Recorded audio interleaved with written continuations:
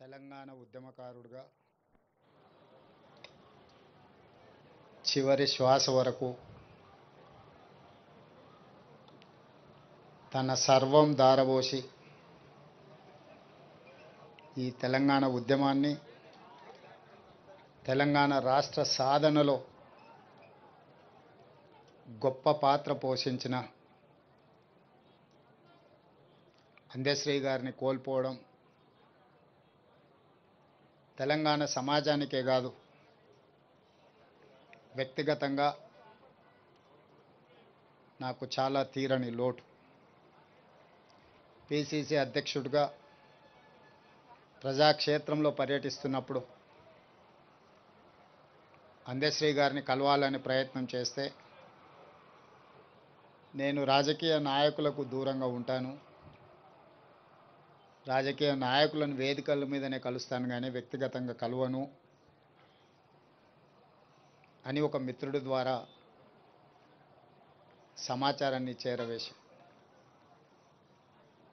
అయినా పర్వాలేదు, ఒకసారి కలుద్దాం, తెలంగాణ రాష్ట్ర భవిష్యత్తు గురించి చర్చించుకుందాం, రాష్ట్ర సాధనలో కోట్లాది మందిని ఏకం చేసి తెలంగాణ ఉద్యమ బాట నడిపించిన మీరు ఈనాడు 4 కోట్ల తెలంగాణ ప్రజలు కష్టాలలో ఉన్నప్పుడు మీదైన పాత్ర పోషించాలి అని చెప్పి అందశ్రీ గారిని అడగడం, కలవడం, ఆనాడు కాంగ్రెస్ పార్టీని నడిపించే క్రమంలో వారొక గొప్ప స్ఫూర్తినిచ్చింది. కొట్లాడితే ఖచ్చితంగా తెలంగాణ ప్రజలు ఆశీర్వదిస్తారు, తెలంగాణ ప్రజల యొక్క సమస్యల్ని తీర్చడానికి కలిసి పనిచేద్దాము, నీతో మాట్లాడిన తర్వాత నాకు నమ్మకం వచ్చింది, తప్పకుండా నువ్వు చేసే ప్రయత్నంలో నేను చేయగలిగిన ప్రయత్నం నేను చేస్తాను, అందరం తలా ఓ చెయ్యి వేసినప్పుడే ఈ తెలంగాణ సమాజానికి ప్రయోజనం చేకూరుతుంది అని చెప్పి ఆనాడు అందశ్రీ గారి మాటలు, ఆ తర్వాత వారు నేను చర్చించుకున్న అంశాలు మీడియా మిత్రులకు తెలుసు. అందశ్రీ గారితో మాట్లాడుతున్నప్పుడు నాకు చదువుకోవడానికి పట్టణం వచ్చిన తమ్ముడికి ఊర్లో వ్యవసాయం చేసే అన్న చూడడానికి వచ్చినప్పుడు కలిగే అనుభూతి కలిగేది నాకు అందశ్రీని ఎప్పుడు కలిసిన. వారొక స్ఫూర్తిగా ఈ పరిపాలనలో పేదలకు ప్రయోజనం చేకూర్చాలన్న ఆలోచన వచ్చినప్పుడు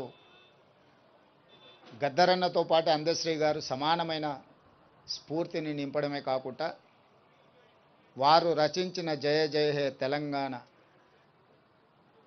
తెలంగాణ రాష్ట్ర ఏర్పడ్డ 10 సంవత్సరాల తర్వాత రాష్ట్ర గీతంగా ఈరోజు కోట్లాది మంది ప్రజలకు ఒక స్ఫూర్తిని నింపుతున్నాయి. వారి ప్రతి మాట ప్రజా జీవితంలో నుంచి పుట్టుకొచ్చింది, ప్రతి పాట ఈ తెలంగాణ ఉద్యమ స్ఫూర్తిని నింపడం జరిగింది.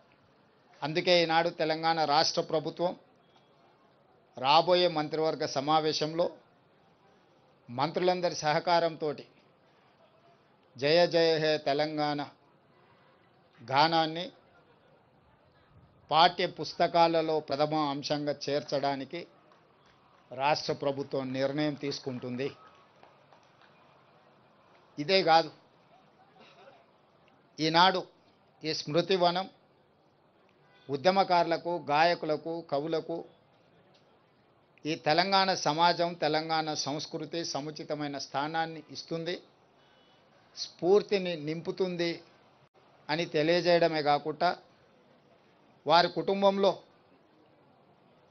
ఒకరికి ప్రభుత్వ ఉద్యోగంలో అవకాశం కల్పించడానికి మా ప్రభుత్వం నిర్ణయం తీసుకుంటుంది. ఎందుకంటే జీవితాంతం నిస్వార్థంగా సర్వం ఒడ్డి తన రక్తాన్ని చెమటగా మార్చి తన గళాన్ని ఈ తెలంగాణకే అంకితం చేసి అలాంటి కుటుంబం ఆర్థికంగా ఎన్ని సమస్యలు ఎదుర్కొంటుందో నాకు తెలుసు.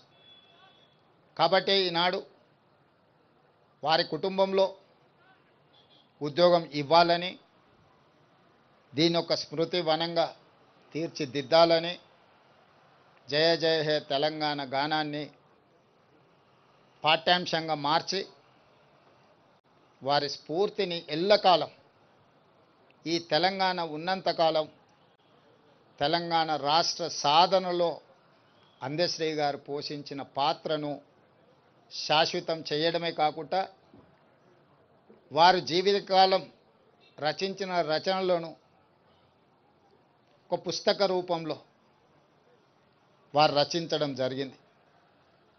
నిప్పుల వాగు. ఈ నిప్పుల వాగు ఒక స్ఫూర్తి, ఒక ప్రజ్వలన, భవిష్యత్ తరాలకు ఇది ఒక భగవద్గీతగా, ఒక బైబిల్గా, ఒక ఖురాన్గా తెలంగాణ యువతకు, తెలంగాణ ఉద్యమకారులకు, తెలంగాణ ప్రజా సమస్యల మీద పోరాటం చేసే వాళ్లకు ఒక గైడ్ లాగా పనిచేస్తుంది. అందుకే నిప్పుల వాగును 20,000 ప్రచురణలు తెలంగాణ ప్రాంతంలో ఉండే ప్రతి లైబ్రరీలో, తండాలలో, గూడాలలో, మారుమూల పల్లెల్లో ఉండే తెలంగాణ సమాజం అంతా అందశ్రీ గారి స్ఫూర్తితో వారి రచనలో ఉన్న సారాంశాన్ని తీసుకొని పేదలకు సేవలు అందించడానికి ఉపయోగపడే విధంగా నిప్పుల వాగు గ్రంథాన్ని ప్రతి లైబ్రరీలో పెట్టే విధంగా ప్రభుత్వం చర్యలు తీసుకుంటుంది. ఇదే కాకుండా వారి అభిమానుల నుంచి సూచనలు తీసుకొని ఇంకా ఏం చేయగలమో, వారి పేరు, వారి స్ఫూర్తి తెలంగాణ సమాజంలో శాశ్వతంగా పదిలంగా ఉండడానికి అవసరమైన చర్యలన్నీ మా ప్రభుత్వం చేపడుతుంది. వారు ఏనాడు వారి ఆరోగ్యం గురించి, వారి ఆర్థిక పరిస్థితి